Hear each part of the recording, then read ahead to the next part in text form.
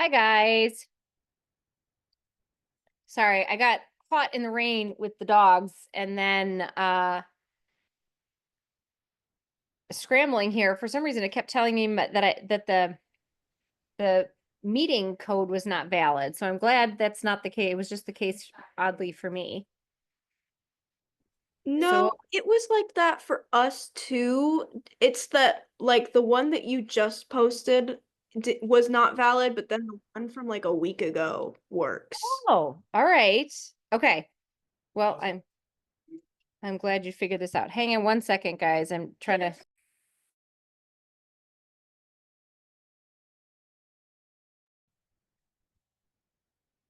All right. So, and I don't have this prepped yet to send out to you guys, but I will send it out after tonight's meeting. I'm going to share my screen here. That sort of document that sort of runs through the kind of topic headers. I just need to finish proofing it, and then I can send it out. But I'm going to share my screen here, come over to sort of our content, reminding you that this exam is, that's not what I wanted to do, is 3 learning units, your learning unit 7 on lipids, 8 on protein metabolism, and then 9 on nucleic acids. And I would say it's probably like a 55, or maybe it's a 50, 35, 15 split between that different, all of those different pieces.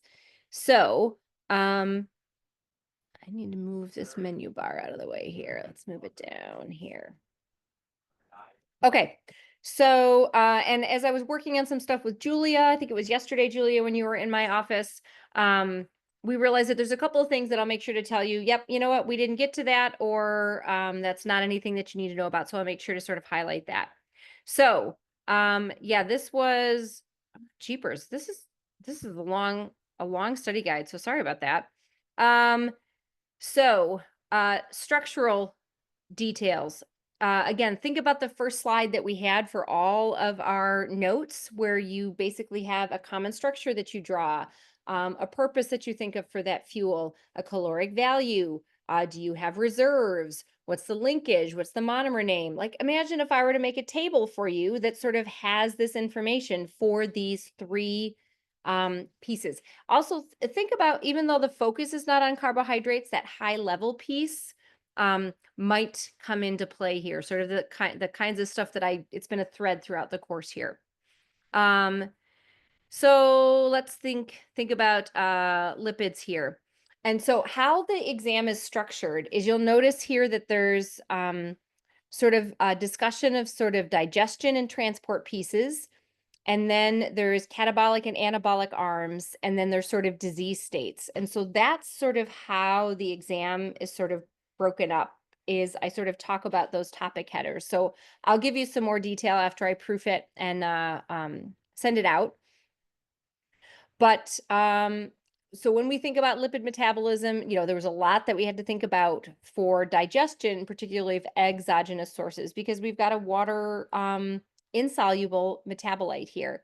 So think about the route that things go through your digestive system, starting with your mouth, then your stomach, then your small intestine, then your large intestine. So think about how foods are processed differently in these different places, right? Think about the pH differences, what enzymes that we've talked about that are there. And so for lipids, we had a lot that we needed to think about, because we've got this very hydrophobic macromolecule. Um, also, pay attention to these 3 food additives that we've sort of learned about. I'll highlight where you find them. And I know this was, Julia came and asked me about this question, so I'll make sure to highlight the slide where this is sort of on. And then, we continue to see this theme of need state, fed state, different tissues, sort of how they function. And so this might make a lot more sense as we go through the homework and sort of slides here. So once we get out of digestion and we sort of think about catabolic and anabolic arms of different metabolic processes. All right, so think about a question that you might see where it's like, hey, I am a fatty acid that's in the cytosol. What is likely my state? Right? If you've got a fatty acid that's in the cytosol, it's good chances if it's kind of hanging out there, it's because it was synthesized that's in there. You're likely in a fed state. If you've got a fatty acid that's in the mitochondrion, it's probably because it was transported in there because you're in a need state. And, think about like, well, how did it get in there? We've got the carnitine transporters, and think about the functional groups that you have on fatty acids. We don't have good functional groups with that carboxylic acid. So we add an acetyl CoA, and that allows us to do a lot of other things. So, think about these two different arms, particularly for fat metabolism. That was a big focus, whether or not we are doing the breakdown of fats or the synthesis of fats. We sort of compartmentalize that in mitochondria versus cytosol. So think about how acetyl CoA plays into sort of both of those, the end product of beta oxidation or the starting point for fatty acid synthesis, right? So branch point metabolites there. Common theme of things that we've seen here is, hey, if we want to do carbon-carbon bond forming chemistry, that's generally going to be anabolic processes. How do you make a carbon be nucleophilic? So there's ways that you can deprotonate an alpha carbon, right? So there was sort of a mechanism, and Julia asked me this too. There's really not a lot of there. I know there's a lot of mechanism that's here, but the mechanism that is on there, it's not to say that there's zero mechanism that's on there, Julia, but the mechanism that you see on there is stuff that, based on everything that we've sort of been talking about and seeing as themes, it shouldn't surprise you. So how do we make a carbon a nucleophile? You can deprotonate the alpha carbon. You can add and remove carbon dioxide. And so here's two examples of where we saw sort of that trick. When we had pyruvate carboxylase, adding CO2, and then we had Pepsi K sort of doing chemistry. So we take pyruvate to make oxaloacetate, and then we can then make a nucleophile out of oxaloacetate by decarboxylating, and then we can make phosphenyl pyruvate. So that was one example. You're not going to need to like remember all of those details, but it's just reminding you where we saw that before. And then here's the place where we see it relevant to this learning unit. We've got ACC participating in fatty acid synthesis chemistry, where we're going to take acetyl CoA and we add carbon dioxide to it to make malonyl CoA. We've got that beta keto acid that can easily decarboxylate to generate a nucleophile to react with acetyl CoA as an electrophile. And again, that's how we're going to make acetoacetate. So again, Julia, and I keep pointing to you because you and I were talking about this in my office. We build fats from acetyl CoA. So we've got 2 carbon atoms and we need to hook 2 carbon atoms together. So we're going to have 2 + 2 = 4. We do that carbon-carbon bond forming chemistry by making a carbon be a nucleophile. So I would say this is an important sort of mechanism piece to be able to think about. When we think about how we move things around, right? There's not transporters for fatty acids or acetyl CoA sort of getting across those barriers. So we want to think about how we both tag things, how we activate them, how we transport things. So this probably will make more sense as we look at some slides. Now, I will say with the fatty acid synthase chemistry, this is sort of the bulk of what you need to know right here. I want you to know that when we do the mantra for beta oxidation, right, we can think about sort of the oxidation, hydration, oxidation, cleavage. And then when we've got the fatty acid synthesis, we've got this condensation, reduction, dehydration, reduction. So think about those like 4 steps that we saw as sort of running in different directions. And so again, we call that them parallels, right? No, and I don't know why this says C17. That's a typo. It should say C18, saturated fatty acid. We make even chain fatty acids as palmitate. I do want you to know the name of that fatty acid. There's not a lot of names of molecules we needed to learn in our lipid chapter, but I do want you to know that the C18 fatty acid that you make is palmitate. Make sure that you fix that typo there. Also Dr. note that if you Berman, need, yes. Isn't it C16 It is for C16, you're right, sorry, okay. you are right, Connor, yeah, but palmitate is that C16 fatty acid. I knew that was wrong with C17. You're right, C16. And know that if you needed to make it longer, you could use enzymes called elongases. If you needed to add double bonds and unsaturation, you could use desaturase enzymes. We've seen ketone bodies a good bit. So how cholesterol and ketone bodies come together? Again, they're both made from acetyl-CoA. They have a common intermediate, HMG-CoA. So acetyl-CoA, 2 carbon atoms. Add 2 more, you get acetoacetate. Add 2 more, you get HMG-CoA. That's a common intermediate. And so we can have HMG-CoA go on with HMG-CoA reductase.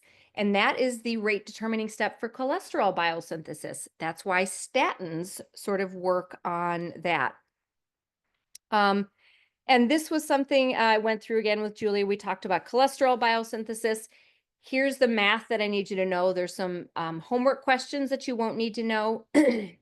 So I need you to know that 2 plus 2, acetyl-CoA makes acetoacetate. 2 more makes HMG-CoA. I need you to know names of those.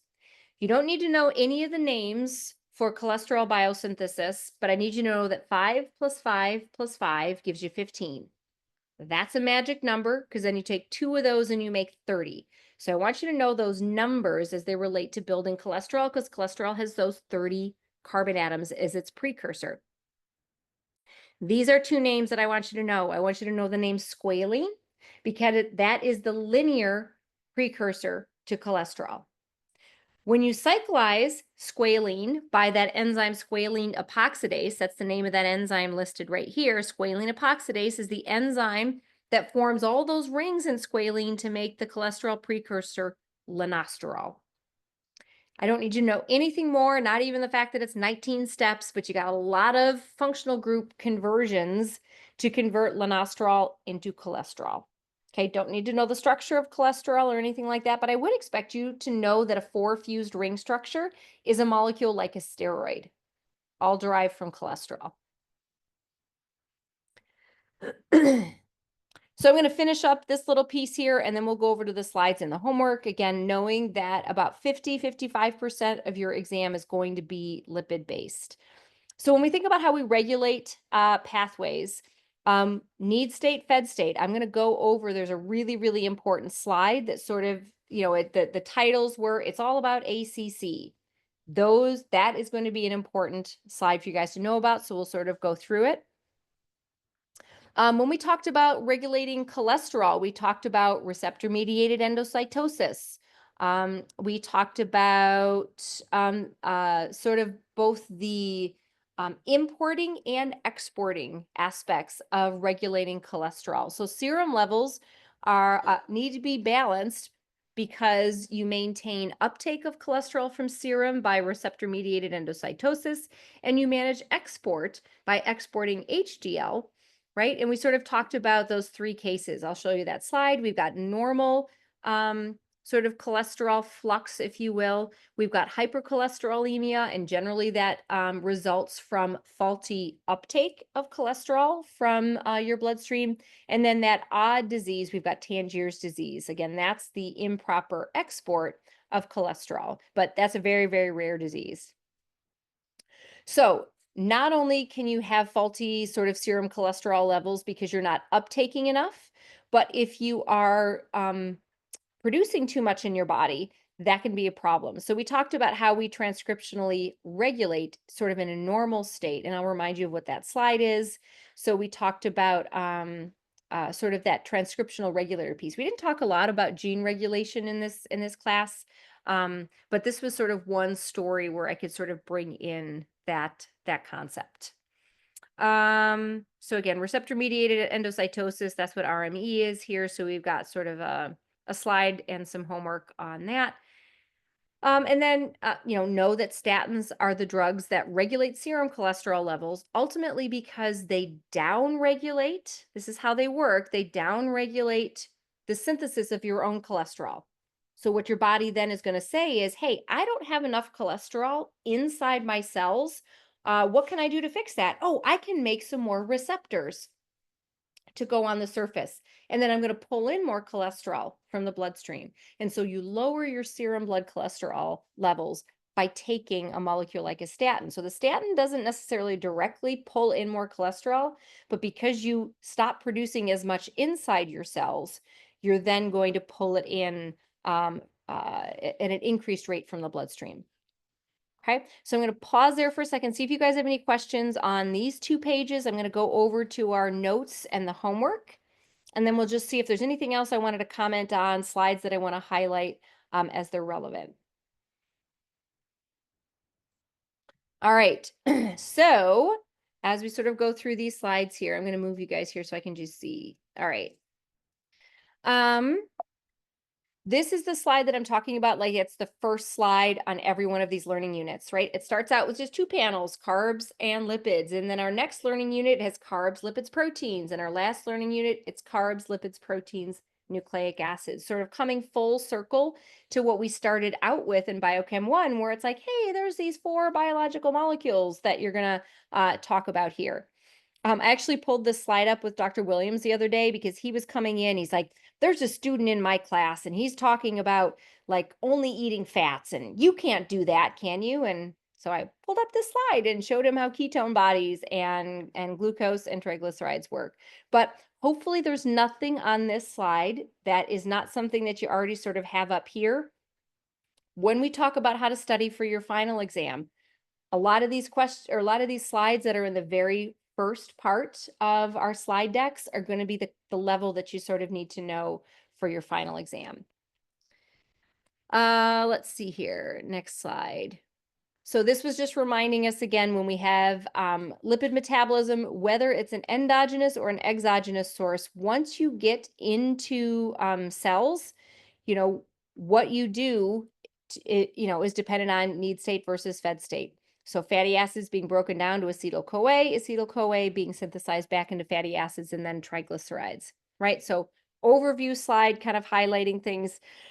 We had quite a few slides sort of talking about this exogenous or dietary piece here, because we've got some transport issues that we're going to have for getting hydrophobic substances around. But I should highlight that this is orange here because when we're talking about transport issues, we're talking about the fact that acetyl-CoA cannot get across membranes. Neither can ATP.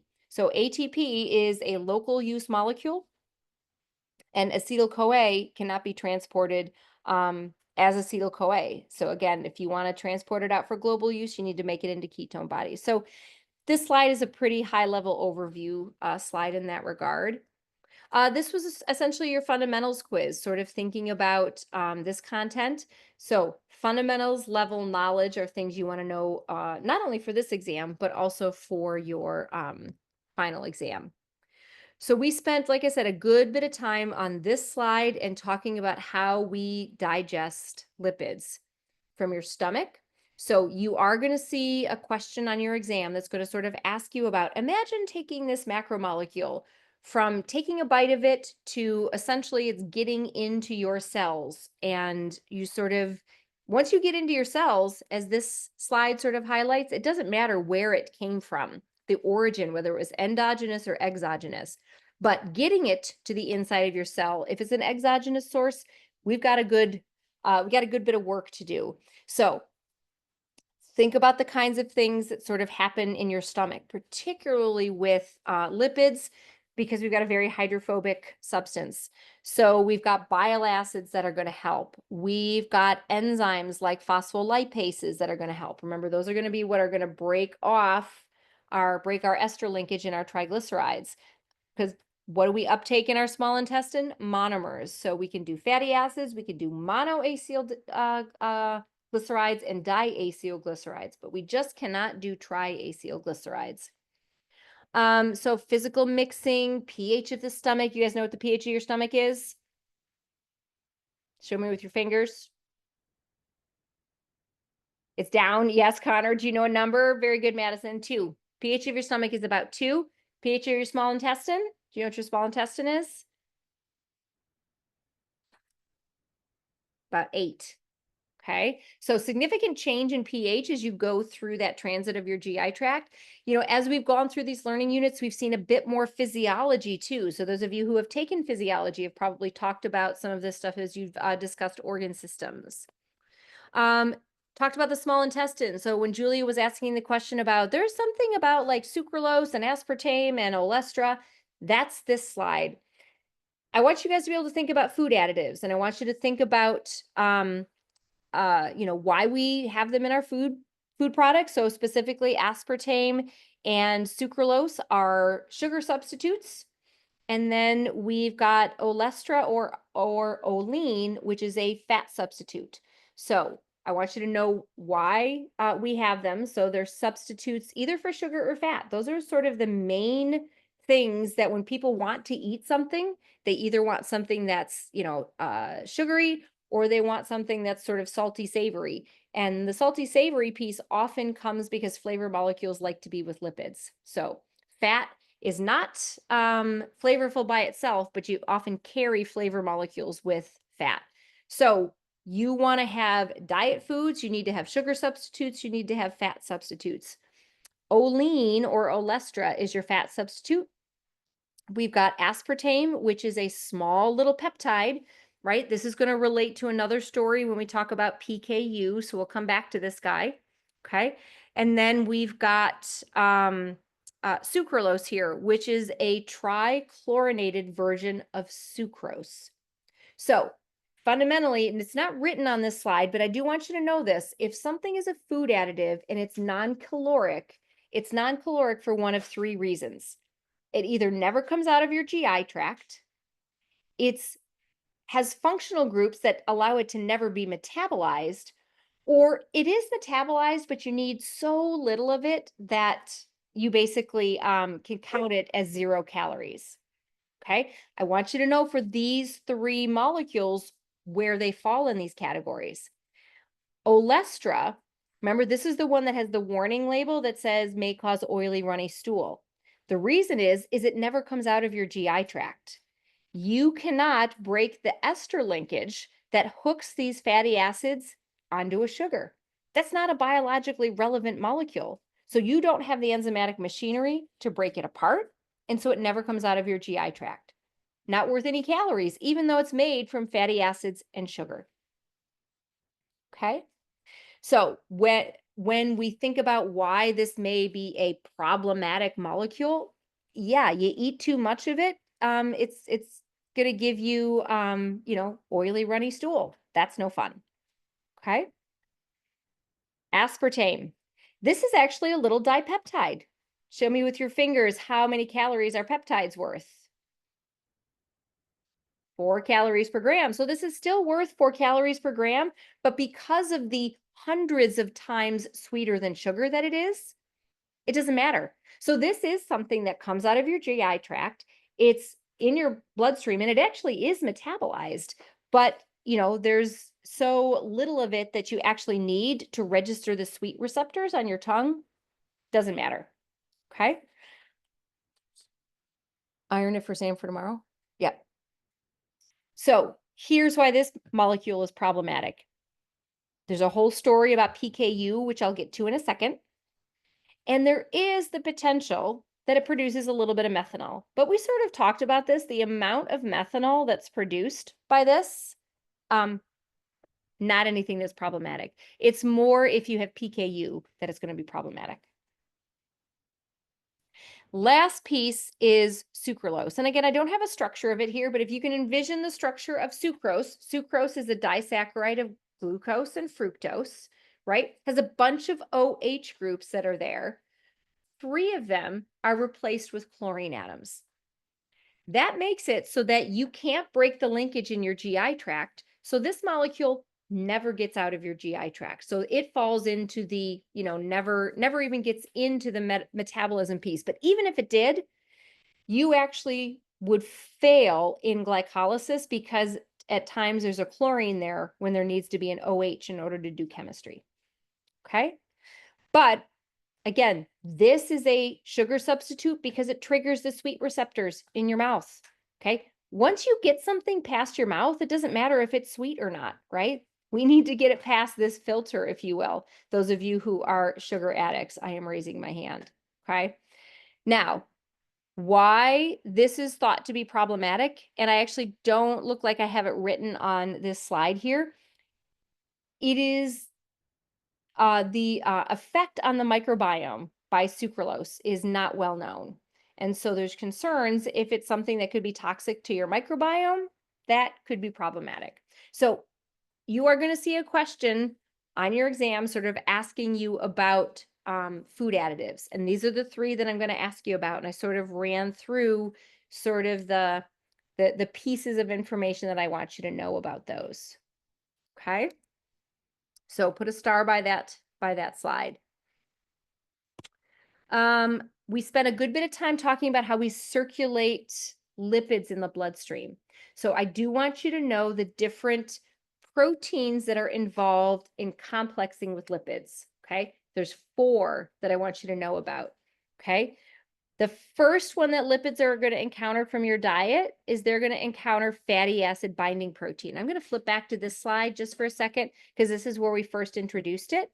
So fatty acid binding protein lives inside your intestinal epithelial cells. It helps to hide fatty acids as you pull them in from your bloodstream. This is one of those examples when we create a concentration gradient. If you hide the fatty acid inside your intestinal cell, you recreate the concentration gradient, you can get more to get pulled in. So fatty acid binding protein helps with that. Hang on one second. Hey, David, can you feed the dogs? I think Charlotte's trying to get some food here. Thank you. So that's the first one, fatty acid binding protein. We've got albumin. Albumin is a protein that is found in your bloodstream. It helps to complex with free fatty acids. Okay, and I think I have that on this slide, right? We've got albumin here as a way to complex with free fatty acids. Okay, so those are 2 proteins that are going to complex with fatty acids, help to either transport them in the albumin case or sort of disguise them in sort of this intestinal epithelial cell case. The other 2 proteins that I want you to know about not only help with transport, but they provide direction. So I want you to know ApoA1 and ApoB100, right? So we've got these transport issues. And I want you to know where we find these different proteins when we talk about 3 different lipoproteins, okay? If we're talking about things that go to the liver, ApoA1 is found on chylomicrons, and it's found on HDL particles. Okay. ApoB100, that's say, hey, I'm going out to the tissues. Even though there's different kinds of density, like low density lipoproteins, I just need you to remember the LDL particles. So we've got HDL, LDL, and chylomicrons. Those are our main sort of lipoproteins that we've talked about. Okay. So 4 proteins that sort of help with transport. Everybody good with that? Questions? Okay. This sort of starts to introduce us to this big picture of these different tissues that we have, muscle versus adipose. Your muscle is very much a need state tissue, right? We're going to be uptaking fatty acid albumin particles and LDL particles to use as fuel, in addition to having those GLUT4 receptors sort of be pulling in glucose, right? Adipose is a fed state tissue. So when we're talking about where fatty acids are going to go, they're going to go to the muscle when we're in a need state. They're going to go to adipose tissue, we're in a fed state. This is the key that's really, really important. We need to be able to take and do a withdrawal from our bank when we need that money. And this is, again, one of those big picture themes that we have here. When we're in a need state, we want to tap into our adipose tissue, but this is hormonally regulated. And we're going to see that when we do it's all about ACC sort of slides, right? Insulin will block this. All right, so that was sort of another one of those big picture things there. All right. Now, some of these things here I'm going to skip over. I'm going to highlight that we did not get a chance to cover these slides or did. Oh, hi, come here. You want to say hi to my class? Oh, really? Here, Sam came home. All right. We're studying chemistry this weekend, right? Mm-hmm. Okay. So this is sort of this picture of, all right, we've got fatty acids that we brought into a cell. If you find it's like this, it's a band, Mm-hmm. and it's got like this little thing that like clips onto the band. It's like two buttons, and it's like a little pod that clips onto it. It's called a Beyond Pulse. And it should have been in my bag. Oh, for soccer. Yeah. but it Okay. wasn't. Okay. All right. Okay. Bye. Love you. All right. So when you have a fatty acid that needs to be broken down for fuel, right? So again, I want you to be able to think about if I were to give you a story of saying, hey, you found a fatty acid that's come into the cytosol and you're in a need state. What's going to happen to this fatty acid? Well, fatty acid does not have a good functional group. So I first need to make it have a good functional group. So I need to activate it. So I'm going to attach CoA to it. So that's sort of what's happening here. It's going to take a little money to do that. That's not a, something that's for free. So we're going to do that chemistry, right? Theme of something that we've seen here. We talked about this. This is an irreversible process because we're going to liberate pyrophosphate, and then we've got pyrophosphatase that helps impart irreversibility. So this purple part here, that's kind of a theme that we've seen before with things. But all right, now I got a fatty acid. I'm in a need state. It's sitting in the cytosol. I've activated it. So now I can do some chemistry with it. Here's how I get it where it needs to go. Because remember, fatty acids and acetyl-CoA cannot go back and forth across membranes. If I want to get that fatty acid into the mitochondria, I need to have it go through the carnitine transporter. So I do a hat swap, right? Essentially, scientifically, we call this, or chemically, we call this a trans-thioesterification reaction. Swap the hat out, and then I'm going to be able to get into the cell. Swap my hat back, and now I've got my fatty acetyl-CoA in the mitochondria. I'm in a need state, so that fatty acid is going to be ready to be broken down. So I know we spent a lot of time on this slide, just kind of went through it really quickly. Does anybody have any questions on this slide? All right. Now, what I need you to know is I need you to know functional group interchanges and the words. I need you to know the mantra, oxidation, hydration, oxidation, cleavage, and I need you to know the functional groups that that's associated with. Alkane, alkene, alcohol, ketone, right? So we start with an alkane that's oxidized to an alkene, that's hydrated to an alcohol, that's oxidized to a ketone, okay? And then I am ready to break a carbon-carbon bond. So just like we talked about 2 + 2 is going to be 4 when I start building fatty acids, I snip them apart 2 carbons at a time, and those 2 carbons come off as acetyl-CoA. Okay? So those are the pieces that you need to know for this, that mantra, the functional groups that we have there. Excuse me. All right, we've seen ketone bodies quite a bit. I want you to be able to recognize and name these ketone bodies, okay? There's other molecules that look like they could be ketone bodies, but they're not. So be able to pick out and know these ketone bodies. Because we're studying these here, I do want you to know these names now: acetoacetate, beta hydroxybutyrate, and acetone. Know how they are interconverted. And then if you were to see like a molecule thrown in there that you didn't like, that this molecule, like oxaloacetate or pyruvate or malate, right? You probably know the structures of those, but it's not a ketone body. Okay, so know the structures of, you won't have to draw the structures of these ketone bodies, but be able to recognize that these 3 molecules are ketone bodies, be able to name them and understand how they're interconverted. Questions on this slide before I move on? All right, now we started talking about synthesis. So this was just reminding us, kind of zooming back out and saying, okay, we control and regulate this process by where we are. Mitochondria versus cytosol. And again, seeing that mantra, we've got oxidation, hydration, oxidation, cleavage. We're going to have condensation, and then we're going to have reduction, hydration or dehydration, reduction, right? That's how we're going to get rid of that oxygen and basically make it into a saturated fatty acid. So reminding us of things like we have citrate transporters. We have got carnitine. Anybody who puts on that carnitine hat can go through there.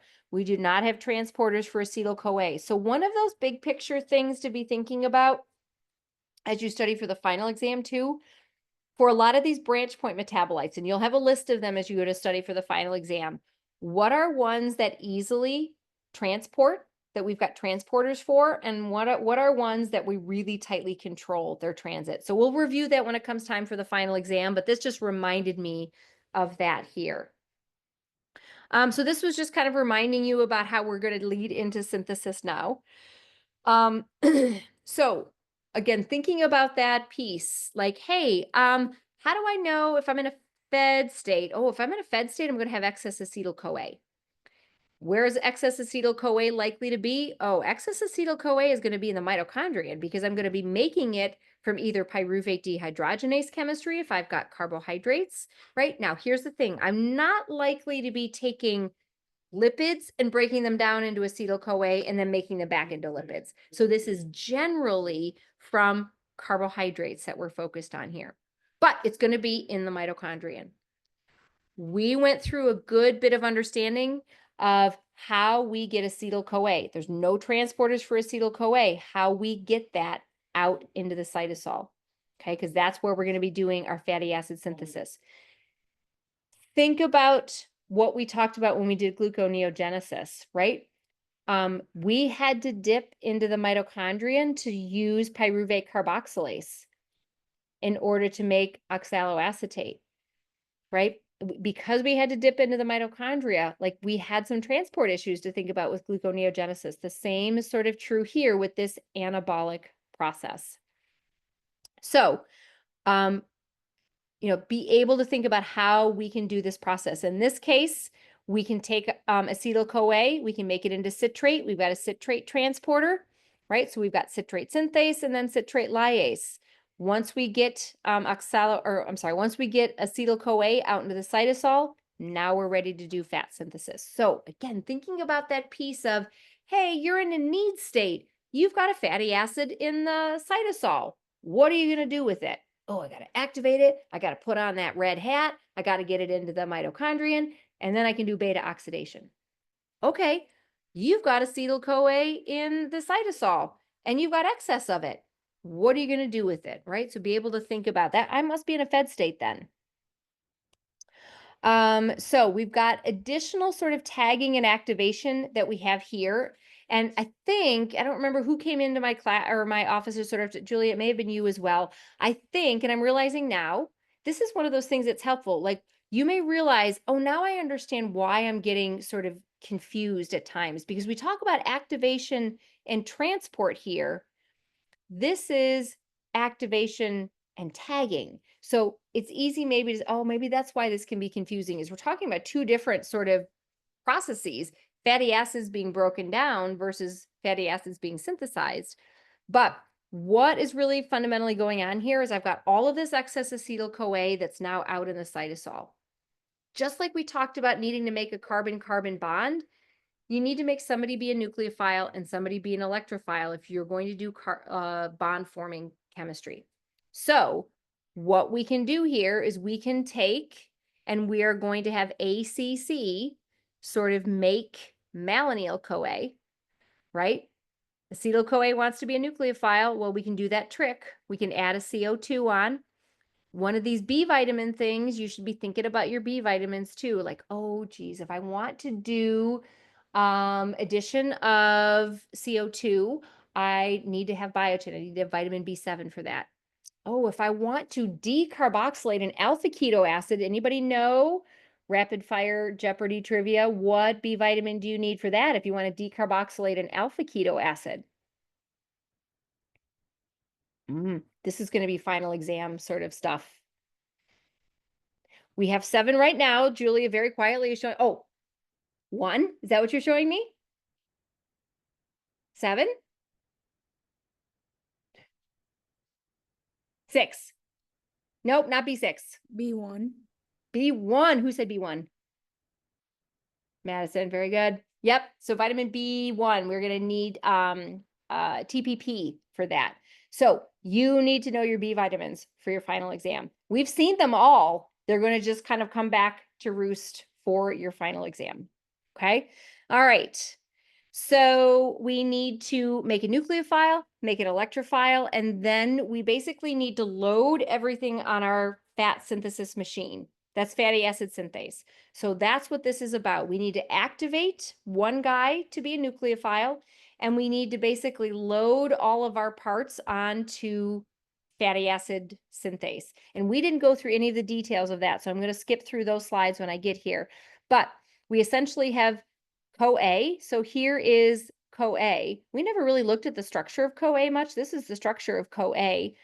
And then all we're going to do then is be able to load onto the acyl carrier protein, which is part of fatty acid synthase. So fatty acid synthase is like this giant strip mall. Okay. Fundamentally, what you do is you're going to take one acetyl-CoA, you get to be an electrophile, and I'm going to just load you right on fatty acid synthase. I've got to take another acetyl-CoA, use ACC to make it into malonyl-CoA, and then you get loaded onto fatty acid synthase as well. My nucleophile is going to be generated when I decarboxylate malonyl-CoA, and then I've got a nucleophile and electrophile to do chemistry. Now, the problem is I don't have the right functional groups here. So I'm going to have something that essentially is going, oh, this is just a review of beta oxidation. When I do my condensation chemistry here, then I've got to do reduction, dehydration, reduction in order to change my functional group. So just like you had to know that mantra for beta oxidation, I want you to know that mantra for fatty acid synthesis. We condense and form a carbon-carbon bond. And then on fatty acid synthase, you're going to have this long arm again that's going to basically go and dip into one store to do reduction, another store to do dehydration, and then another store to do reduction again. You'll notice that these reductions are two different kinds of reductions. Can't go to the same store. I've got a ketone to an alcohol, and then I've got an alkene to an alkane. So two different kinds of reductions. And Connor was absolutely right. We're going to have that C16 fatty acid. I want you to know palmitate or palmitic acid. And then we can make it longer with elongases. We can make it have double bonds with desaturases. You know the rules for double bonds too, right? And then we can siphon DHAP off of glycolysis. We can make our glycerol backbone, hook things on. Okay. I know there's a lot in this chapter. That's why lipids is like 55% of your test. This is a slide you can basically X off. We did not get to any of these details. It has some of the information that you need to know, just put in a different sort of way. But we did not study fatty acid synthase, so don't worry about that slide. These two slides are important. They're basically the same picture, but talking about how things are different between need state and fed state. Okay. Two really good videos that are out there. I think it's actually maybe the same video when we talk about it's all about ACC, how this changes with need state and fed state. Okay. Because I know those are out there, I'm not going to take time right now. I'm happy to stick around afterwards if anybody wants me to go through it, but to just make sure to touch on all of these points here for proteins and nucleic acids as well. I'm going to put a pin in this, but I will say this is going to be one of those big questions. Okay. You'll be given either need state or fed state, and you'll have to tell me what's happening, with these systems. You will have this picture. Okay.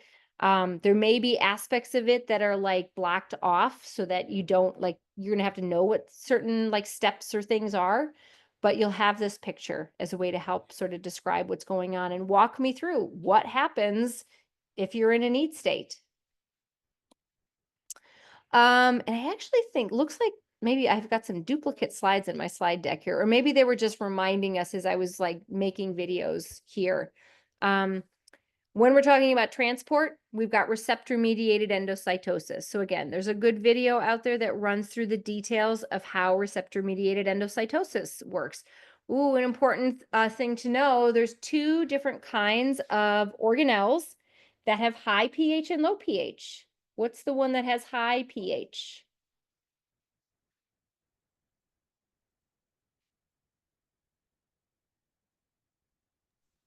The lysosome.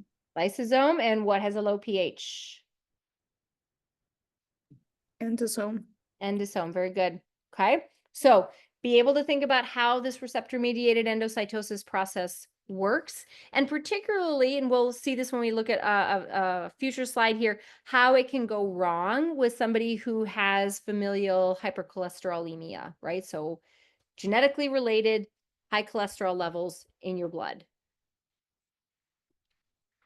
All right, so again, I mentioned this already, so I'm just going to highlight. Here's what you need to know about cholesterol biosynthesis. You basically are going to take two carbon acetyl-CoAs, and you're going to take 3 of them, and you're going to string them together to make HMG-CoA. HMG-CoA is the precursor for both making cholesterol and making ketone bodies, okay? So I don't need you, we didn't go through any of the details, how or why, but we basically build both cholesterol and ketone bodies from acetyl-CoA through the intermediate HMG-CoA. HMG-CoA reductase is the rate controlling enzyme for cholesterol biosynthesis. It makes a precursor. We didn't even talk about this name, so don't worry about it. It just basically makes the precursors that you need to build cholesterol. I do want you to know about the magic numbers of 5 to ultimately get to, and we went through this already, squalene and then lanosterol. And we see on the next slide, we see the enzyme name for that. That's squalene epoxidase. So statins are the drugs that work to inhibit HMG-CoA reductase. Again, the only thing you need to know on this slide, again, I highlighted things in blue. I should have highlighted this in blue as well. I want you to know the name squalene. That's the linear 30-carbon piece. Lanosterol is the cyclized 30-carbon piece, and the enzyme that does that chemistry is squalene epoxidase. Let's see. And then here is the last 2 slides that we sort of had in this learning unit were thinking about how we regulate serum cholesterol, right? This is reminding us that it's either an uptake or an export issue. And we talked about what happens normally with normal functioning uptake, which is receptor-mediated endocytosis, excuse me, and normal export. And we export excess cholesterol as HDL particles. So again, they're going to be wrapped in ApoA1. So we talk about faulty uptake is going to lead to high blood serum levels, and then faulty export is going to lead to an accumulation of cholesterol in cells. And again, that rare disease, Tangier's disease. Last piece here, and again, there's videos on all of this. There's lots of videos on the lipid metabolism chapter, is on transcriptional regulation. Yeah. And the key here is whether or not we are permitted to allow this transcriptional regulator to get into the nucleus. And so we sort of talked about how the presence or absence of cholesterol, excuse me, can regulate whether or not this transcriptional regulator is able to make its way. It's actually a transcriptional activator, can make its way into the nucleus. So one example of sort of gene regulation there. I think the rest of these slides here actually are the case study, which there's not really anything you need to know about the case study here. So I have these slides in here. Just they're the case study slides, case study that we went through. But I think anything that you needed to know from this, we actually already went through. So I'm going to just zip real quick through homework, see if there's anything in the homework that I haven't addressed already. There's your fundamentals stuff. There's your digestion stuff. There's a good bit of mechanism in the homework, and I think this is what Julia was asking about. Gosh, one of these years, I'm going to, maybe it's next year. You guys know I have 20 students in biochem next year. I'm super excited. And a lot of them are really jazzed about mechanisms. So I'm going to do it. I told you the mechanism that you're going to want to know. It's how we make a carbon, a nucleophile, right? That's sort of a theme. We're going to see with the addition of carbon dioxide, and you generate essentially a beta keto acid that can easily decarboxylate. I'm just seeing if there's anything that I haven't discussed here already, or if it's something you can take off.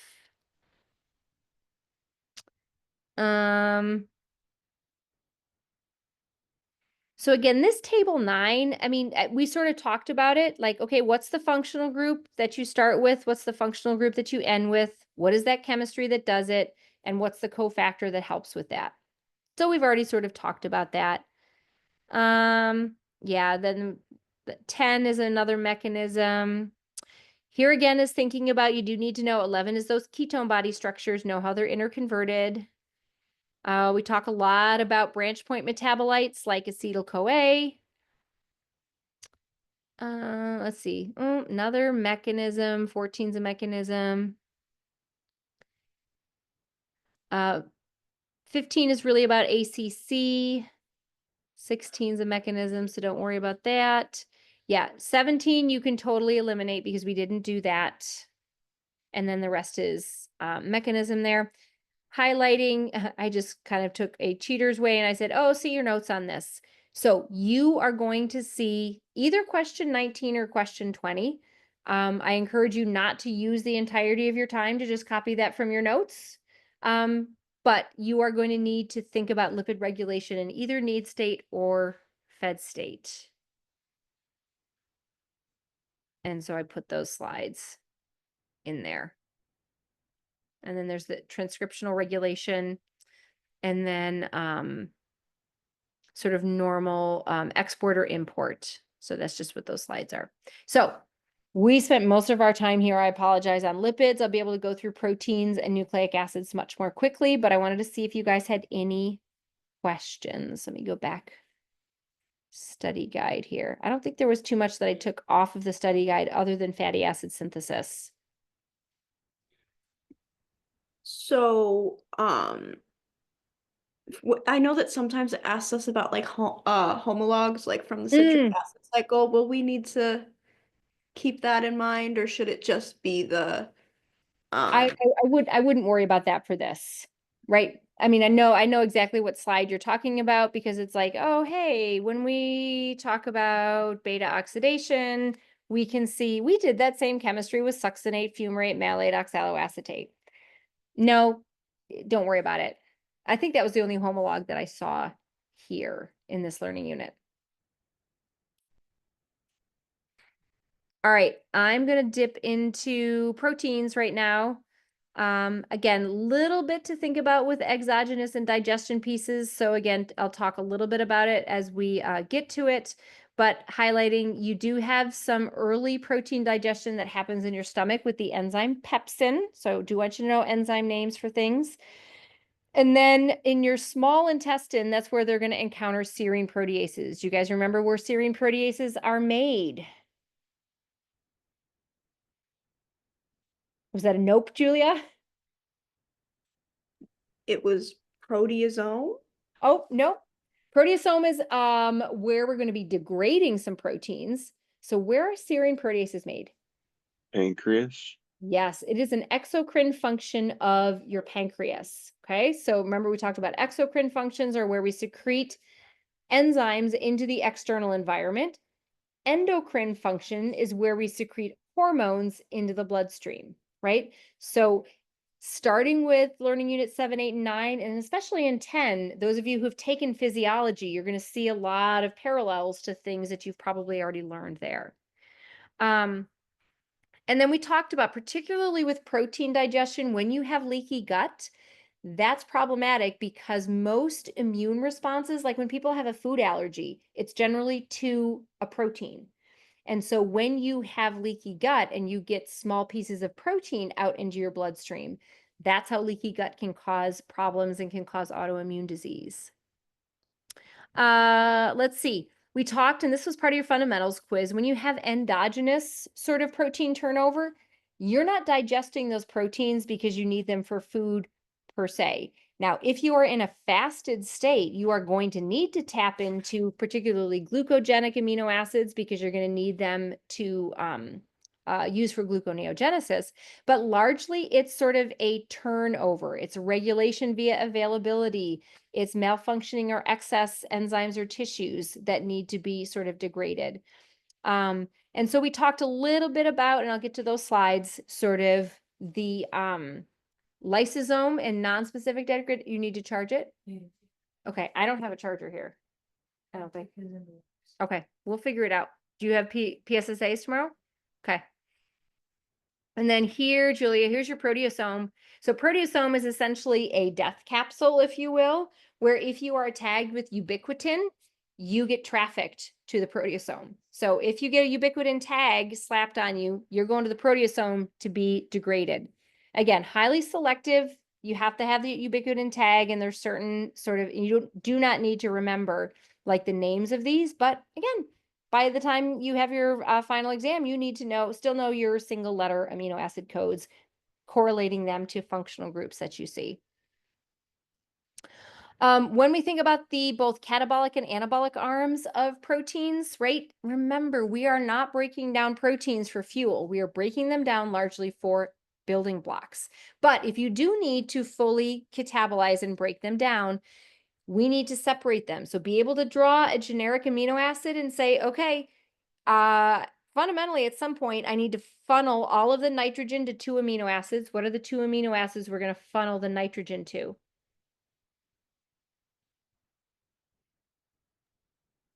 Glutamic acid and aspartic acid. Very good, right? We're going to use that to build urea, right? And then you've got those 20 alpha keto acid skeletons, or 18 if we say we're going to have not glutamic acid and amino acid or aspartic acid sort of participate there. But then we're going to have all those alpha keto acid skeletons, and it's who do you look like? We're going to break them down in normal metabolic pathways. So again, that nitrogen is used to make urea. We've got and I want you to know these are some of the things. How do we build urea? Know the structure of urea, what we build it from: aspartate, glutamate, and then bicarbonate. And then what you do with that alpha keto acid skeleton has to do with whether it's glucogenic or ketogenic, right? If we can make it into pyruvate, we can make it into glucose. If it's ketogenic, you can only make it into acetyl-CoA, which does mean you can make it into ketone bodies. And again, know these relationships. These are the 3 that we learned about thus far. We've got pyruvate, we've got oxaloacetate, and we've got alpha-ketoglutarate as alpha keto acids that are corresponding to alanine, aspartic acid, and glutamic acid. So here's some important stories that we talked about. 3 stories. We talked about biological methylation and how that tied in with MTHFR. We talked about PKU and phenylalanine and tyrosine metabolism. And then we talked about heme degradation. So I'll talk more about those as we get to them on our notes. Anabolic processes, we really didn't talk too much about this. I'm going to sort of take out a couple of things here. You can cross off 2. We did not talk about nitric oxide, and we did not talk about glyphosate. So you can cross both of those off. But we did talk about sort of how you get your atoms. So I do want you to know sort of these important atoms that we build biological molecules from: carbon, hydrogen, nitrogen, oxygen, phosphorus. What is the originating source for those? And how did we think about the important enzymes that are necessary? So for particularly carbon and nitrogen cycling, we need ribisco and nitrogenase. We did talk about umami as sort of being that 5th taste, because we need to have glutamate. If you are going to build amino acids, you need to have glutamate, because that is going to be the nitrogen source to essentially go and reverse and build amino acids from taking an alpha keto acid skeleton and attaching nitrogen to it. Okay, that allows us to synthesize about 10 non-essential amino acids. Again, I want you to know what that word essential means. That's sort of like a, as you're thinking about studying for the final exam, if there's something that I have talked about in multiple learning units, there's probably good money that's something I want you to be able to think about high level for the final exam as well. So something like, what is an essential metabolite? Something that you cannot produce in your body, so you have to consume it in your diet, right? And about half of your amino acids are considered essential because you do need to consume them in your diet. And we've already mentioned sort of some of these applications: PKU and avoiding NutraSweet, MTHFR related to methylation chemistry and then cardiovascular disease, MSG, and then it is used a lot in Chinese cuisine. And so, thinking about how that could have some negative effects. We talked about heme degradation, getting your atoms with nitrogenase. And so again, you can cross off F here. We did not have a chance to talk about the glyphosate story, and I did not mean to highlight that there. All right, any quick questions before I run through the slides quickly? Yes. So I know that you interchange like aspartic acid and aspartate. Is there one that we need to, That is it is such a good related question. either, or That is sort of like something I think about like for the final exam. Do you guys know why? I'm a little bit lazy, but do you know why that there is a difference between them? Does anybody know? Aspartic acid and aspartate. Protonation state. Exactly. Like if I were to say acetic acid and acetate, acetic acid is the protonated form, acetate is the deprotonated form. Aspartic acid is the protonated form. Aspartate is the deprotonated form. Charlotte needs to go out. Is somebody available to let her out? Thank you. Okay. So let's go over annotated notes here. Okay. So again, this is a slide that just now has 3 columns versus 2 because we brought in amino acids. Talk about sort of this exogenous versus endogenous. So this is this idea of, could you draw a generic amino acid and say, how do you metabolize them if you're breaking it down? The nitrogen gets dealt with in the urea cycle. The alpha keto acid is who do you look like? And you're either glucogenic or ketogenic. So we sort of spent a good bit of time when we looked at that review slide of sort of going over this piece that's on the left and the importance of both pepsin and serine proteases. And then we talked a little bit about specific versus non-specific degradation. So non-specific is in that high pH organelle called the lysosome, right? You do not need to know like any of these names, you know, or what the tags specifically are. I do want you to know that the proteasome is tagged with something called ubiquitin. So I want you to know the name of ubiquitin.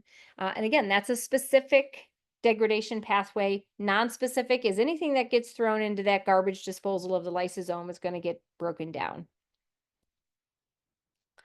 Then we spent a good bit of time. This slide was important to sort of show the homologous relationship. I shouldn't say homologous. The relationship between alpha keto acids and their cognate amino acid. 3 that you need to know. They're interconverted by transaminases. So transaminases are going to be enzymes that interconvert those 3 pairs that we sort of talked about. This was the slide on how you build urea. So again, you don't need to know sort of the details of the steps that are happening here, but I do want you to know how we build urea. It's a nitrogen from glutamic acid, it's a nitrogen from aspartic acid, and then it's bicarbonate. Again, this was just highlighting that every single amino acid has some sort of an entry point into our central hub of metabolism, which is the citric acid cycle. Again, here's highlighting the 3rd relationship that you need to know, alanine and pyruvate. And the only other thing I need you to take from this slide is highlighting here are going to be 3 stories that we'll talk about, MSG, MTHFR, and PKU with those corresponding amino acids. So we talked about the MTHFR story. Again, just reminding you that MTHFR we introduced when we talked about folic acid, which is vitamin B9, and the need to sort of supplement with 5-methylfolate if you're MTHFR deficient. And why, like, 5-methylfolate's important is it's a biological methylating agent. We're going to revisit this same slide again because we're going to talk about T synthesis in our last learning unit there. But pinching a pathway, right? Homocysteine is converted to methionine. Let me show it on this slide here. Homocysteine is converted. So here's homocysteine right here. Homocysteine is converted into methionine. If you are deficient in 5-methylfolate, you pinch the pathway here, you accumulate homocysteine. Homocysteine has an increased risk for cardiovascular disease if you have elevated homocysteine levels. So those pieces sort of tie together with methionine metabolism. So again, 5-methylfolate, which is part of the MTHFR pathway, is responsible for synthesizing methionine. The PKU story, these are all about pinching pathways. That's an important sort of downstream final exam kind of story, is when you pinch a pathway, anything that's upstream of it accumulates, downstream of it, you have deficiencies. So for the PKU story, I want you to know the enzyme name, phenylalanine hydroxylase. And that's because we make tyrosine by converting phenylalanine into its hydroxylated form. So hopefully that'll help you remember that name, phenylalanine hydroxylase. So when you have PKU and you have a deficiency in this enzyme, you have excess levels of phenylalanine. So high levels of F, you have deficient levels of Y. Since Y is used for neurotransmitter synthesis as well as pigmentation, individuals with PKU tend to have neurodegenerative sort of issues, or I should say neurofunctioning issues, as well as hypopigmentation. You also have elevated levels of phenylalanine, which means you need to avoid things that are going to add additional phenylalanine, which, circling back, we need to have a warning label for anybody who has PKU that don't have aspartame, trade name NutraSweet, right? And you might want to supplement with anything that you're deficient in. So think about pinching pathways. You need to avoid things that are upstream so that you don't continue to add to the excess that you already have. And you might need to supplement with things that are downstream. That's one of those big picture things that I want you to be able to think about come final exam time. We talked about you build your amino acids by essentially taking an alpha keto acid skeleton and grabbing a nitrogen from glutamate. That's why we have a taste receptor for glutamate. That's umami, right? But it's also, if you have too much, since glutamate is used to make neurotransmitters, you can overstimulate your neurons. A glutamate excess can cause pain, headache, flushing, sort of these neurological symptoms. So that's all that we have on that slide. Last couple of slides here, we talked about how you build heme, okay? Again, this is sort of one of these review type things. Now, Julia, this is sort of not a homolog piece, but this is like pulling from different things. I would still hope that you'd remember where we find heme. Oh, that's in red blood cells. It's in hemoglobin. It's in myoglobin. Oh, it's in cytochrome C. And oh, we've got the cytochrome C or cytochromes P450. Those are liver detox enzymes. And we also do see it in chlorophyll. Okay. And then we talked about how we degrade heme. Here's again what I need you to know. Names of things. I need you to know that heme, which is red in color, is ultimately related to degraded, to bilirubin. Bilirubin is yellow.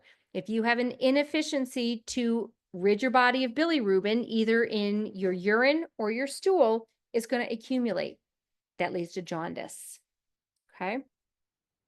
So that's all that story really is. And then I already sort of went through this, talking about where we get those 5 important biological atoms. Any questions on slides before I kind of flip through homework real quick? And then it'll be real quick for me to go through because there really was one day that we spent on our nucleotide metabolism. All right, let me just see if there's anything that I didn't talk about or anything that I can sort of take off of your homework here.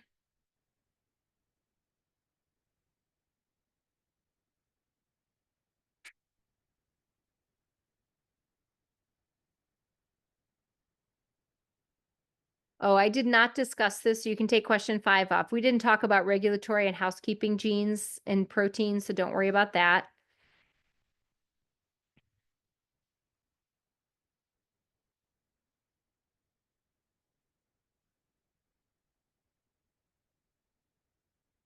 And I didn't talk about this. So draw structures of ammonia, urea, uric acid. What do they all have in common? These are different ways. This is just an interesting little side story. This is how different organisms get rid of their nitrogen. We get rid of our nitrogen as urea. Fish get rid of it as ammonia. So anytime like you have to test your water, like with like an aquarium, you're really doing a pH test. And it'll tell you how much ammonia is there, depending on how basic the solution is. And then birds and reptiles make uric acid. That's how they get rid of their nitrogen. So you can kind of cross off question 8 because we really didn't talk about it. It's just a cute little story. I do want you to know the recipe for urea.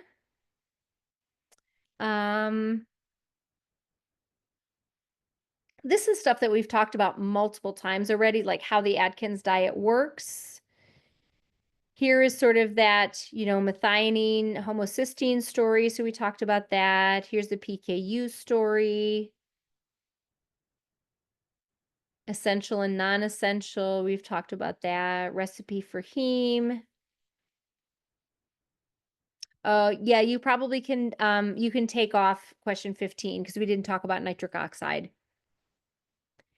And then we did talk about question 16. Well, no, we didn't talk about the nitrogen cycle. So don't worry about this as in the nitrogen cycle because we didn't talk about those pieces. So you can cross off question 16. All right. Sprint to the finish here because I've already kept you guys a little bit over. Not too much to talk about with nucleotide metabolism. And again, I tried to sort of bin these together, and that's how your exam is sort of written. But you're going to see things on digestion and transport. You're going to see things on sort of catabolic and anabolic processes, and then you're going to see things on disease states, okay, as they're relevant. Let's see. So when we think about disassembly or assembly of nucleotides, I want you to know the three parts that make up a nucleotide. We've got a base, we've got a sugar, and then 1 to 3 phosphates. It's probably going to be easiest here. These are essentially my notes. This is less of a study guide, and these are really my notes. So let me just dip right over into, because there's not too much here that we have here on my slides here. So when it comes time for your final exam, I would expect you to still be able to draw a little piece of a nucleic acid, right? So that's why we have this here. We do not use this as a fuel, right? But when we think about these polymers and these building blocks, the nucleotides are base sugars and 1 to 3 phosphates. Again, they're not a fuel, they're not essential. We can make everything that we need. Oh, and just a reminder, I think you guys know this, you do have that quiz tomorrow morning on Unit 9. And then again, we've got endogenous and exogenous sources because there's certainly lots of cellular turnover. And then all food was living at one point. So all food has DNA. And again, we talked about that with gout, with some foods having more cellular material than others, which makes them very problematic from a gout standpoint. So some things to remember. We build our nucleotides. We talk about anabolic synthesis. I want you to remember that purines are A's and G's. Pyrimides are C's and T's, sometimes U's. You guys remember what's the difference between T and U?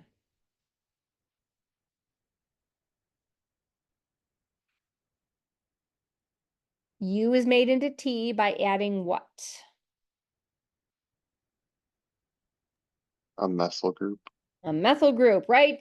Hence, we're going to bring in MTHFR. We're going to talk about that again because we need a biological methylating agent to do that. So all nucleotides have a base, a sugar, and a phosphate.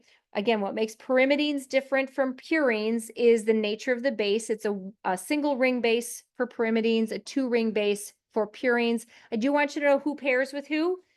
Who pairs with A?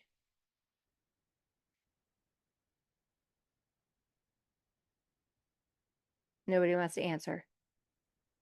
Oh, yes, Julia, it's T. And show me with your fingers how many hydrogen bonds are in an AT base pair. Do you know? 2. There's 3 base pairs in a GC base pair. Oh, look at Julia got some balloons. Did you see that? You had balloons that sort of like came out. I don't know why. Did you guys all see that? She had balloons that came out. I don't know. We were celebrating you getting the right answer. Okay. So, again, I do not need you to remember these, but very often if you're building something that contains nitrogen, you're going to use an amino acid as a nitrogen source. We need some money for this, right? Know where you get ribose 5-phosphate, pentose phosphate pathway, right? So that's the anabolic arm. Remembering we're going to make the ribo version first, and then an enzyme called ribonucleotide reductase. That's an enzyme name you need to know. That is how we convert the ribo flavor into the deoxyribo flavor. The only purpose of the deoxyribo flavor is to synthesize DNA. Okay, so that's why the bulk of our nucleotides that are synthesized are the ribo flavor because they're used for lots of other things. So then the component arm of this is when you don't need those nucleotides anymore and you're going to break them down. You snip off the sugar. We can easily deal with ribose 1-phosphate. Pyrimidines are actually metabolized down to malonyl-CoA, so we can deal with that pretty easily. But purines are made into uric acid. And we've had a couple of times now that we've talked about uric acid. Okay, case study, which we're going to have on Friday, is going to address uric acid. All right, so some big picture overview pieces here. When we talk about those purines, we start by building the base on the sugar. So you start with the sugar first, and then you build the base on the sugar. So you're going to get this common intermediate. I want you to remember the name of that common intermediate. It's inosine, inosine monophosphate, IMP. Okay. Then we bifurcate our pathway, and then we're going to make A's and G's, and then we use kinases to add the phosphates. Okay. Feedback inhibition is going to allow us to make sure that we don't make more than we need. Pyrimidines, you build the base first, and then you attach the sugar once you finish the base. So I want you to know that, compare and contrast how they're different.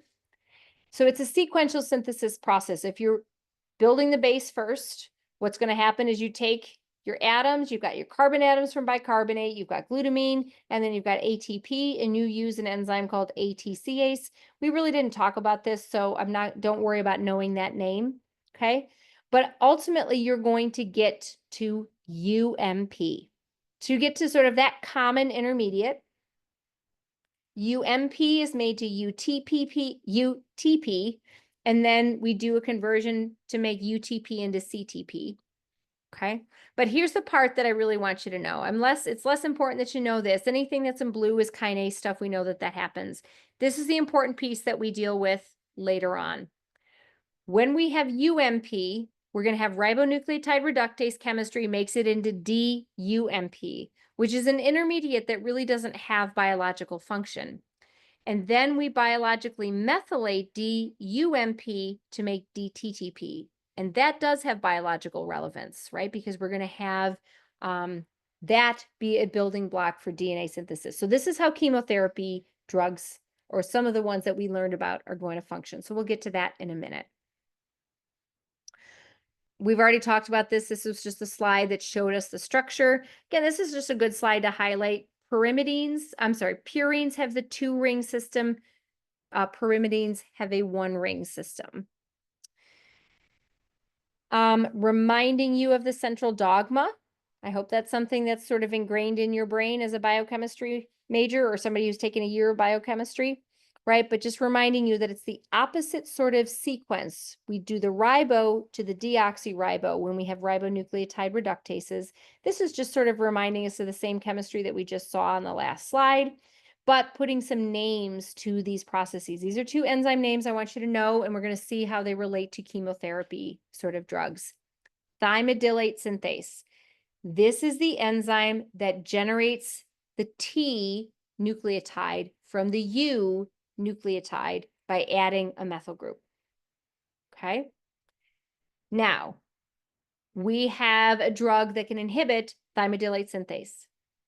We also have drugs that can inhibit the regeneration of the biological methylating agent. The methylating agent is called THF. So thymidylate synthase is the enzyme that uses THF to transfer that methyl group. To regenerate THF, we need the enzyme DHFR. DHFR is part of the MTHFR sort of family of reactions. I got to grab something to drink real quick. I'll be right back.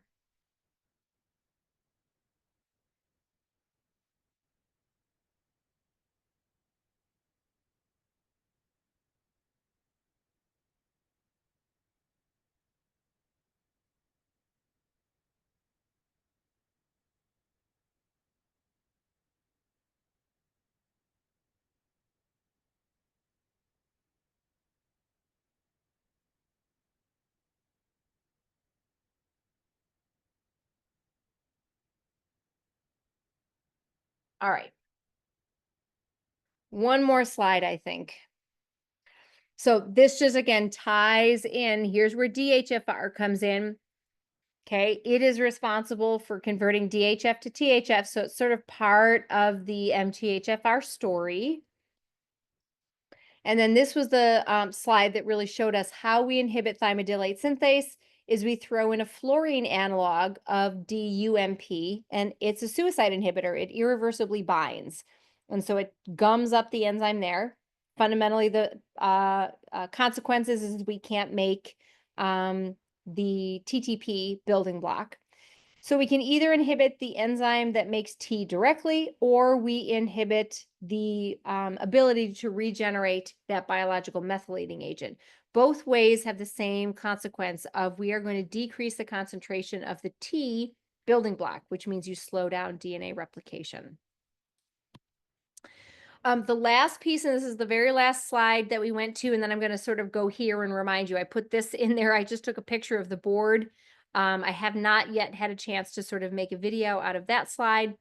But the key here is when we think about nucleotide degradation, the synthesis of uric acid is what can be problematic, because high levels of uric acid in your blood, unless you can excrete it in your urine, are going to allow you to deposit that in your joints. And that's what leads to gouts. When you have uric acid crystals that are deposited in your joints, that by definition is gout.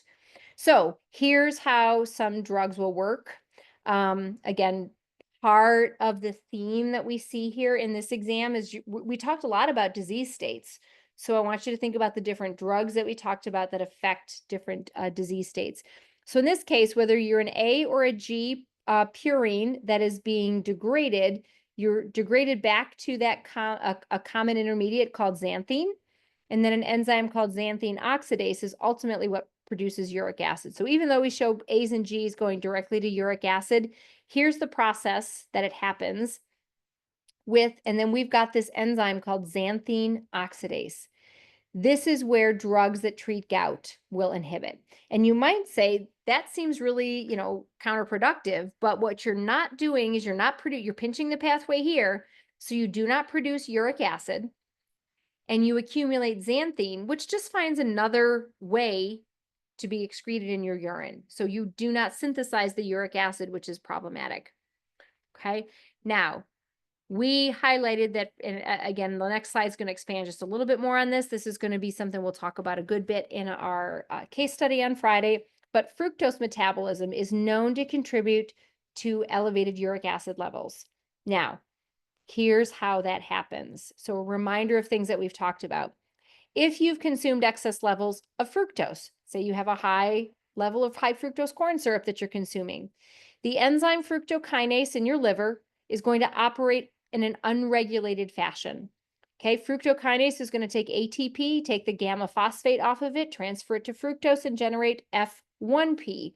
Not F6P, hexokinase would make F6P. This makes F1P, but here's the part that's important. You deplete your liver concentrations of ATP, and that induces what's called a crash. This very low level of ATP sends your body into freak out mode, and it's like, hey, we need to remedy this. Your body says, no problem.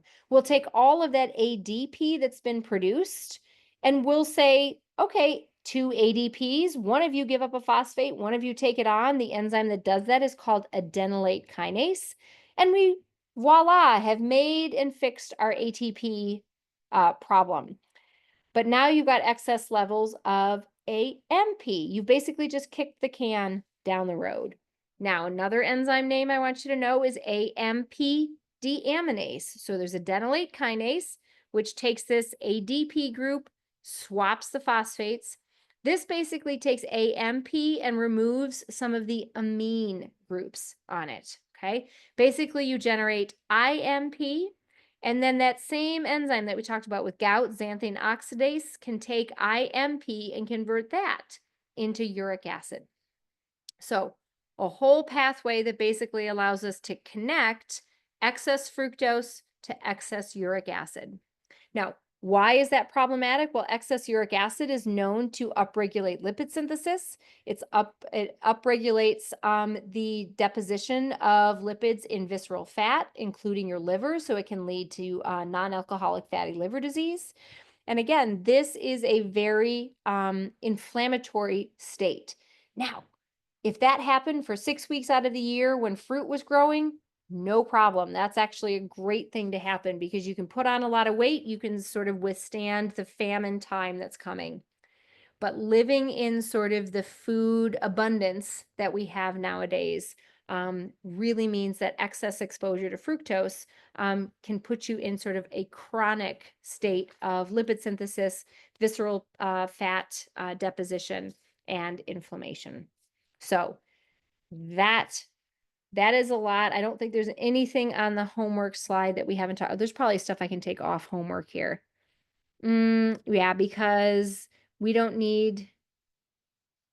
It's this said to draw structures of ATP and deoxy-DATP. I don't need you to know structures of them. We pretty much talked about everything that was on this homework here. All right. I have talked way longer than I wanted to. You guys are very good for sticking around. Again, I'm around for questions tomorrow. We start our class tomorrow with that 10-point quiz on nucleotide metabolism. And then I have about 3 or 4 slides to finish on Unit 10. Julia already got her Unit 10 homework done. So you're going to this is going to be a review for you tomorrow in class. So we'll finish up everything from Unit 10, and then that stuff is sort of sprinkled in on the final exam. And we'll talk more about having a study session for the final exam. Your final exam is next week, Wednesday, I believe, at 8 a.m. Ooh, almost there. Any questions? All right, I am done. I will stick around if anybody has any questions. Let me know if you need me to stop recording, if it's something you don't want to be part of sort of this record here. But otherwise, I'll see you guys in the morning. Have a great night. All right, we'll see you guys. Dr. Pring, I just had one question. Yes. What time are you available tomorrow? And for So, office? so I technically have office hours from 10 or from 12 till 2. Okay. So we've got class at 9. I probably have time at 10 because I've got all my stuff ready for Gen Chem. And then I've got Gen Chem at 11 till 12. And then I basically have from 12 till 2 free. I need to find some time at some point to just finish going through. We've got 6 sophomore review cases tomorrow to go through. But Okay. anytime probably between there, I should be around. Okay. I mean, I don't know what questions to ask. Like, I don't have any questions to ask. I just That's okay. I don't So I would encourage you, if you want, just any of that free time, study outside my office. And that way, as you're studying something, or if you have a question, or if you just want to say, hey, I want to speak this out loud to you and make sure I understand it. Because if I can explain it to you, that means I understand it. You can do that. Okay. Okay. Are you here after 2 or So we've got sophomore reviews from 3 to 5. 3 to 5? Okay. So, and then Sam has a jazz concert tomorrow night. So Okay. I'm gone after 5. But so So- pretty much 10 to 11 I'm around, and then 12 till 3 I'll be around. Got it. Okay. Okay? Thank you. All right, we'll see you tomorrow. Bye. Bye.